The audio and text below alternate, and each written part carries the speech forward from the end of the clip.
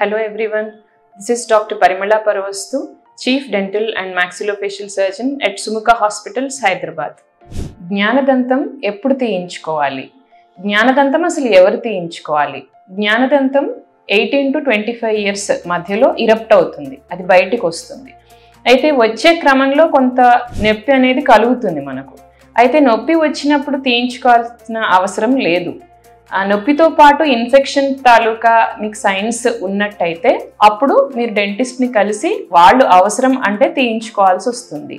అయితే మీరు ఇంట్లో ఎలా తెలుసుకోవాలి డెంటిస్ట్ని కలవాలి అని, ఎప్పుడు ఏ తరుణంలో మీరు వెళ్ళాలి అని మీకు తెలుసుకోవాలి అంటే, చిగురు పన్ను వచ్చే పైన చిగురు వాపు ఉన్న టైంలో, లేదా మీకు నోరు తెరవడానికి ఇబ్బంది అవుతుంది, ట్రిస్మస్ అంటాము, మౌత్ ఓపెనింగ్ ఇబ్బంది అవుతుంది, అలాంటి టైంలో, లేదా మీకు బయటికి వాపు తెలుస్తోంది, దవడ షేప్ మారుతోంది, ఇలాంటి సందర్భాల్లో మీరు డెంటిస్ట్ని కలవచ్చు.